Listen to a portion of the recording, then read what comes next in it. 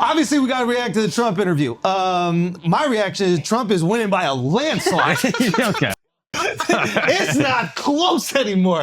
Is that the energy y'all felt? You're a prisoner of the moment. Yeah, you really are. We know that about me. Right. We know that about me. Before Trump came on, you're like, yeah, it could go either way. It's very close. No, before he came on, I was like, he don't got a chance. I was like, he's coming on here. He got to be down bad. He got to be down. I mean, no, we're the best. He got to be down bad. And then after the interview, obviously we saw the reaction. And you got 20 or 25 text messages, and you were like, this guy's winning. Yo, listen, it wasn't the 20 to 25 text messages. You know what it was? It was the looks on the street. Oh, really? The looks on the street I was getting, it was like, you know when like someone who's trying to sell you drugs, like they give you this like nod? Like a person you don't know, like a person on the street. Yeah. Right? They go, you would know. He's the only one that agreed. Y'all had no clue how to buy drugs in the street. And I was like, I know that nod. I used to give that to people all the time. So they give you this nod like, yo, like I got what you need. Yeah. That's all I've been getting for the last week. What a different racial reality we live in. Because I've been getting looks like, Wow, that's so interesting. So you guys have had a I different lost reaction. 10,000 followers on Instagram. Anybody Well, else? Akash is dumbass. We're doing the Patreon, and he's like, I've just been getting so much hate in the past couple hours. Yeah. And we're like, why? He's like, well, I posted a picture of me endorsing Donald Trump. I didn't endorse it. I said the podcast episode is live. You posted a selfie with him. I had a thumbs up. He couldn't believe that people were upset about it. He had the thumbs up, but I was mad tempted to So be like, just out of because curiosity. it's so fun next to him. Hold on. Just out of curiosity, you're surprised that there was a negative reaction to you posting a picture with the most divisive human being on the planet. I'm smiling, hand in hand. Yeah. He didn't post like a clip where he was asking a question or nothing. No. You just did the fanboy pic. Yeah. Yeah. I You're not posted taking a picture with Travis Scott. It's I Donald posted a Trump. picture with Kamala. No Yeah. question. Oh, don't do that, please. I absolutely Don't would. do the I have black friends thing that every podcast is doing has before the one. interview. Yeah. Friends? Yeah. I have one. Work colleagues. Yeah, I have one. He's not in this room, but I have one. You know what I mean? No. That is a thing that I noticed that like pods, and we were intentional at not doing this, and there have been pods that like Call Her Daddy tried to do with Kamala, and what's it called? And I think Bussin' and the Boys did it when they had Trump on. Shout out to the Bussin' and the Boys.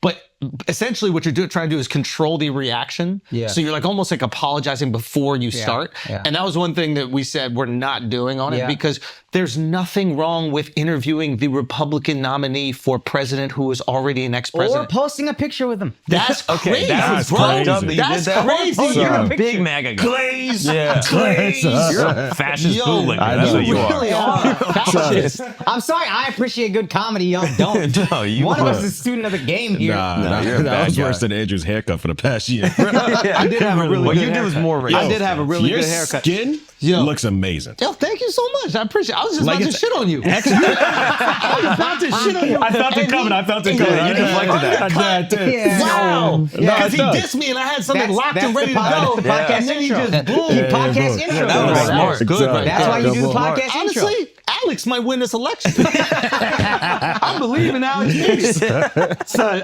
Al was not happy. When Trump called Alex bald, that was one of the most disrespectful things of the podcast. Al, Do you know how hard I have to bite my tongue to not say something within back? 30 seconds, Al had whispered under his breath, yo, your ear don't look shot. That was wild. That was a ballsy thing. I was shocked. All Trump had to say was, you got great hair.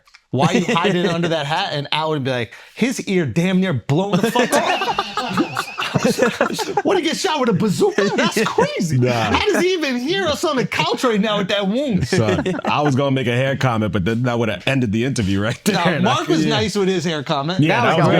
That was good. That I was got good. Yo, did you guys Respect. have any questions you want to ask him now? I did have one. You asked plenty. They just sat there smelling them. No, I was I thought you smelling meant them. that you pussied out at him. Yeah, dude, the amount of people that have asked me, like, yo, what did he smell like? Yo, Why is this because the they question? say, okay, so Not one a of the single person asked me that. no, one of the No, Yo. I'll just ask that about you. Yeah. one of the liberal talking points that's knocking Trump right now is that he's apparently like shitting himself, and Oh, yeah. and it's like Okay, if that's a crime, lock me up. You know what I'm saying? Like, what are we talking Yo, about? punch him in his stomach. Right. Punch him in his stomach. We Nah, shit ourselves he's a sometimes. dad, though. You I can't gotta- shit yourself sometimes? Yeah, I mean, Mark. What are you raising your hand for? Shifty. Solidarity? You shit Oh yourself? yeah, he shit himself too. Yeah, if he eats 3 bites out of a hamburger, maybe. Yeah, he can't. Who's eat allergic beef. to red meat? You're the king What of is shitting that? yourself.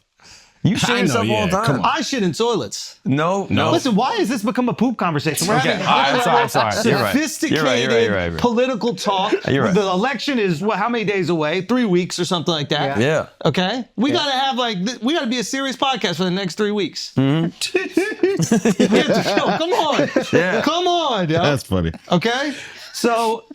Well, yeah, the poop thing, that was one of the talking points, that he's like shitting himself. He doesn't smell bad at all. Also, He's not 6'3".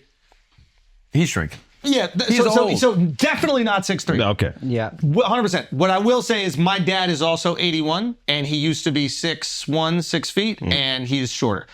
I'll also say that he does not have dementia, or whatever the fuck they're saying. He's sharp, Oh, yeah, dog. no. He's Sharp sharp. as He's sharp. He's sharp. And I have a father with dementia. I saw the signs 30 years ago with my dad. I know what, Oh, maybe 20 years Okay. ago. Yeah. Wow. So it's like I am acutely aware of how they are, and zero sign of that. Not 6'3". You're right I'd say about that. 6'1". Yeah. But also 80. So it's like Yeah, you could've you shrunk. start to maybe lose a few inches. Yeah. Yeah. You know? But anyway, questions that you guys really want to ask. Well, I was going to ask, hey, have you seen Shane Gillis's amazing impression of you? Well, did you see Bussin' with the Boys do it? Yeah. And he was like, I don't know who that is. He's seen and I that don't shit. like the impression. He's seen that shit because they asked him, they're like, do you know who Shane Gillis is? He goes, no. He's 1,000,000% seen. Yeah. How do you not know? Yeah. And then they're like, oh, he does this amazing impression with you. And then he kind of takes me in and he goes, I heard it's great. I know it's great. And then they move the fuck on. Yeah. I was going to ask him. About the impression because I wanted there to be like a cool moment where he goes, I've seen the impression. It's the best impression. It's great, blah, blah, blah. He does like a Trump run on it. And then that'd be like a funny moment. And then I was asking his team, I was like, does he like impressions? And this team was like, not a big fan of impressions. Not a big fan. So that's why Yeah. I stayed away. He dodged the bullet. Yeah. Literally. Yeah. Me and him both. So, yeah. I'm always going to ask, have you ever talked shit about someone then regretted it later?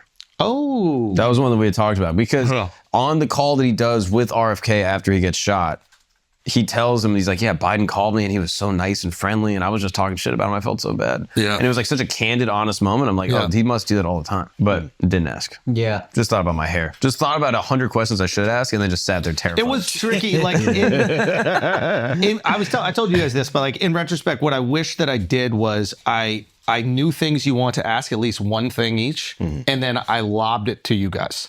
But keep in mind, in this situation, they say you have an hour. You probably have around 45 minutes. Yes. We ended up going for an hour and a half because he was having a really fun time, and he basically. His team was telling us we got to wrap it up, and I would look at them, and then I would just look away. Yeah. They weren't going to walk into the interview. I had told Dove in the beginning of the thing, I go, Dove, Yeah. we are going to keep going until Donald Trump tells us this interview is over. Okay? He's the man in charge. And you told us. Dove is so smart. He could have sat on the side with the Trump team. Right? Okay, Vala wants credit for that. So Vala, No, I was sitting with them. oh, you were sitting with them. They're on the phone. And they were Vala's talking to you. texting me. I'm ignoring him So too. Dove, and no, this is how sophisticated Dove is, right? Right. Watch this. He goes to the other side so they can't talk to him, and then he does this. Before we start, he goes, everybody put your phone on airplane mode. Oh. Now, I didn't pick it up in the beginning, right? Genius. Airplane mode is, oh, you were texting me? I They didn't even can't see- text him. Wrap it up. Yeah. Wow. I knew they were texting Wow. the shit out of me. Love you guys, whoever was But helping and supportive. Listen, but, we won the election for it. It is what it is. If you want to yeah. have a nice interview Yeah. with, Alex Media is going to make sure you win the election. You're such a sellout to your people, dude. You're a sellout. I saw you in a Kamala ad 2 days ago. How did Yeah. she use me in an ad? I know, that's crazy. You're shilling for the fucking liberals. You know they paid me $50,000 for that. Oh, that's pretty good. I Actually. got a licensing fee for That's that. great. Oh, you did. $50,000. That's awesome. Now he's What are you, Yeah, no, what are you you're gonna do with that fucking money? What are you lying. gonna do with it? I'm going to donate to Donald J. Trump. Now we're talking. I'm donating it. Yo, No, go. couple things. I was very glad. I said this to you. I was like, I'm glad Schulz is the one leading this because the day before you said a lot of things that were helpful. One was about them telling us it's early. They were like, they're going to try to end it early. Nobody fucking look in their direction. Yeah. We are ignoring them. Donald Trump tells us when it's over. He's the guy in charge. I listen to the president. Yeah. Exactly. Exactly. And I like the team. Shout out their team. Shout out Alex and Jack. Thank you very much And the for other making thing you this said happen. was 90% of the people are going to have their opinions formed before they listen to a second of the episode, and you're not going to change their minds. Yeah. So don't worry about asking for everybody else. Ask the questions you want to ask. Yeah. And I was really happy you said that. That was really... Because the last thing you want to do is ask something that you don't believe in for somebody else and then have that also get rejected. Yeah. So now you're rejected for something you don't even believe in, Yeah. which is the worst thing. It's almost like on stage if you're pandering Yeah, and then and then the audience, you still bomb. Yeah. You're like, I double bombed. And I use my finite time to ask questions I think they might want me to ask instead of questions Just I want to ask. Ask the shit that you guys want to Yeah, ask. and it's still hard. I wish you guys. It's just hard. He can go. So- and you're trying so hard to get your question in, and it's just it's a tough thing. We do the pod. Pod comes out, right? And obviously we're all like, expecting, okay, what's going to be the reaction to this? We knew it was a great pod, right? Yeah. It comes out, the reaction is like, reaction starts with the right. The right fucking loves it. They're like, finally, this is Donald Trump. This is the personality. This is somebody who's got charisma. He's making comedians laugh. He's just hanging out talking. And they're like, this is the best interview Trump has ever, every headline is the best interview Trump has ever done, whatever. I expected that after it because I think we like kind of showed him as a man, right? It wasn't like a gotcha type of interview, which Yeah. is not really our style. And like there was intention with that, Yeah. I think a lot of people that do the gotcha interviews, I think it's very narcissistic. It's for you, It's just for you. It's like not for the people. exactly like, or it's for your fan base. Yeah. Just go look at you. You held the torch to him. Yeah. But in my opinion, it's like you have an hour to potentially influence someone who might be the most powerful person in the world to have empathy for something you really care about. Mm-hmm. And he's listening to you. So how can we create a situation where he actually listens and he doesn't feel bullied? Yeah. And like, there was a moment that you got him to say two things that he never said. Like a lot of like interviewers, they try to get him to say, to admit shit. Yeah. And I know he doesn't present as a tough guy because you see him with this like coiffed hair and he's in a nice suit, but I think his identity is that of like a tough guy, like a macho guy. He's a New York guy who grew up on construction sites. He's like, be tough. And when you try to bully someone tough, the reaction is, fuck you, I'm not going to do it. But he was so comfortable that he said, yeah, we're going to have elections. It was the election question. yeah. Of course, we're going to have elections. And this is what I actually meant by it. He never explains his positions, but he fucking explained it. And I thought that was a testament to like us creating a really good environment and you even setting up the question in a way. Thank you. And yeah, I was just like, I was really proud that we got to a point where we could even have that back and forth about America. Yeah. That was awesome. Immigration even like, That was awesome. Yeah. And the IVF obviously really important to me, but like, I asked everything that I wanted to talk to the potential president about. Yeah. And You even got him to compliment Gavin Newsom's hair. Which Dude, yeah. that is crazy. not on my list, but glad we accomplished it. So, right loves it, right? I'm waiting for the left fallout, Yeah. right? I'm like, okay, a day goes by, not really that bad. Second day goes by, I see a headline. Podcaster laughs in president's face. And I'm like, that's kind of interesting. Because I thought they were going to be like, bros, just suck Trump's dick for an hour and a half, whatever. Yeah. Then every headline is the podcast that laughs in the president, the podcast trolls the president. And I'm looking at the internet and it's like the right loves it and the left loves it. Yeah. Choose your own reality. I'm like, what bizarre world do we fucking live in where both sides, and it was like you said in the beginning of this podcast here, it's just like you go in, you have the glasses on. Yeah. And your glasses are whatever your political beliefs are, your religious beliefs, whatever they are. And you view that same content through those lenses, and that's what you see. Yeah. And like I know this sounds like grandiose, but I don't mean it to be. It changed the way I see media. I used to think everybody was a liar, trying to fluff their base. Okay. Now, the way I think media works is there are some people that are honest and they just view it through their lens. If you're a right-wing guy that you like Trump and you really liked his charisma and you saw that come out, you're like, this is awesome. If you're a left-wing guy and you saw us laughing and joking around, you might interpret it as us making fun of him, and that's truly what you see. That's the first wave. The second wave are the people that see those headlines and they grift. They're like, ooh, Trump's best interview ever. Okay, I'll make a video on why it's that. And the left is like, ooh, they laughed in the president's face. I'll make a video on that. Every headline was copied by every content producer. There were literally like 2 or 3 headlines total, and everybody just made videos about it. Yeah. And this is just algo hunting or whatever. Okay, yeah. I see what you said. You know, like what is that term? Where you're like trying to play the game the algorithm. algorithm. Yeah. Yeah. And but it helped me understand. Like I do think people authentically see things based on what they believe. So I have a little bit more. I have a little less resentment for the public, Okay. for content creators. Yeah. At least the first wave. The ones that just grift because they see the views, fuck them. Yeah. But the initial reaction, I go, okay, that was real. You're not just trying to fluff your base. It's a Rorschach. You really see what you want to see. And I think that applies to a lot of things. Like I feel like there's stuff I can even think of, like, you know, some social thing, or like some guy says something about like, you know, class, and then it's misinterpreted by a whole different contingent about race. Yes. And it's like, well, I didn't mean it that way, but now I can see it if you're saying that. Like, That's what those people really see. yeah, someone being just like, I love the cops. And then black people interpret that like, oh, you're racist? You love that those cops are racist. You love that those cops beat us like, up. And you're what? like, no, I love that they like keep. But my if you community understand safe. the black people's relationship with cops, then all of a sudden it can make complete sense. And those are the glasses everyone wears all the time. And the person that says I love the cops hasn't experienced maybe the treatment that some of his black friends have gone through.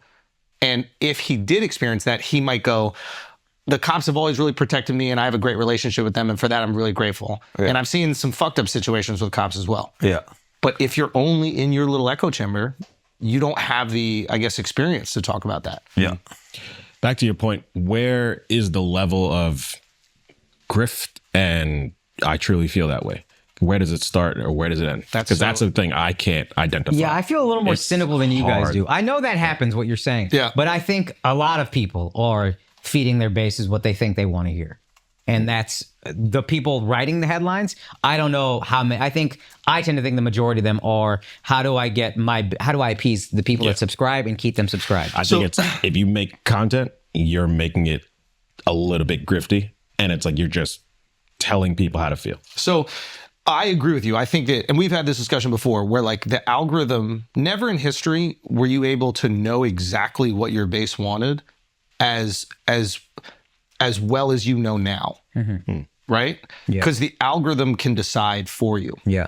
So oftentimes, like the algorithm dictates the content you make. We've talked about this on the pod Yeah. before, right? And you see certain like grifty fucks on the internet that basically like, oh, okay, my base likes this. I'm just going to feed them that. Yeah. And I think that like we've been very intentional about creating the shit that we like. Yeah. And hopefully we get an audience that reflects the things that we like. That means we might get 500,000 views on an episode with Dax that is like awesome, I loved, and we might get 4 million on an episode with Donald Trump. But that's just what it is. Yeah. But I think there are people that have less integrity, or they just want to just make the videos that make the most money, and they're just going to run after it. We are also a little bit privileged to be in a position where all of us have another income stream. Yes. So we can kind of afford to do this. Whereas some people, you have a page, your audience wants this one thing. I can only feed them this because I don't have another income stream to fall back on. So we are in a little bit privileged position. But even, I'm not even lying, part of me was intentional in posting. I didn't think I would get that much blowback, but the picture with Trump, I was like, yeah, a couple thousand might unfollow. I want those people gone. And if we were lucky enough to have a Democratic nominee, I would post a picture with them. I want the right-wing idiots to unfollow too. Y'all could go. Y'all can all go. I would like to curate an audience that's like, let's hear what someone has to say. I just want MAGA. I'm MAGA all the way. I'm a prisoner of the moment, and right now I will be a prisoner of that for the next 25 days. When is the election? Yeah, I didn't want to ask him a question about policy. It was more so about like, how does he truly feel? Yeah. Because like in the 90s, early 2000s, he was loved. Like before he got into politics, everybody, both sides loved him. And so I just wanted to ask him, like, now that you got into politics and you have, you know, large groups of people deeming him as either racist or next Hitler and all that, how does that make you feel? Yeah. That's what I wanted to know. Yeah, I really wish, yeah. I wish we had 3 hours. Yeah. Because like I would love to know that reaction, and I'd love to know that reaction an hour and a half into the pod when he was comfortable. There was even a moment in the pod, like nobody picked up on it, but where I think I asked him, I was like, how does it feel when these people say things about you that you don't believe are true? And he goes, yeah, I don't like it, or it hurts. Yeah, or it something. bothers me. He goes, it bothers me. Yeah. Like, you're bothered by anything? Have you ever heard Trump admit that anything bothered him? Yeah. Yeah. But it makes me wonder though, like, again, he's lived a fascinating life. Like, objectively, we were trying to talk about this, like, who's lived a more interesting life than him? But he's like best friends with Oprah all through like the 80s and 90s. They're Him going to and- run together. Yeah. She jokes around like, we should run for president. Him and Howard Stern are boys, and they're hanging out doing, you know, radio together. Yeah. And then all of these people turn their backs on him. They're like, this guy's going to destroy the country. He's a racist piece of shit, da da da. I wonder if that, yeah, like to that idea, like I wonder if it bothers him. Yeah. I think it That's does. what Like to that, I think what politics does is for most people, it brings out what you believe to be the best version of yourself. In other words, what is the most altruistic version of me? And I want that represented in politics. Now, some people think that that is to be staunchly Republican. Some people believe it's staunchly Democratic, right? But it's not indicative of who you know you actually are. Because you want your politician to be the best version of you. But you lose all nuance in that. You know, and I think that's why you get a guy like Stern who's, you know, told crazy jokes and, you know, has had everybody on his pod and like he's got, you know, strippers, you know, sitting on speakers and, you know, coming during the radio. And now he's like, I think that this guy is a piece of shit. He's a dirtbag. And how could anybody support him? And it's like, okay, well, because when it comes to politics, that's not fun. You know, the stakes are too high. So I have empathy for his position too. Yeah. Yeah, like I don't write people off immediately like I did. And now that I know that it's not all how can I grift off of this moment, that people are actually impacted, especially when it comes to politics, I go, okay, maybe you're not being an asshole.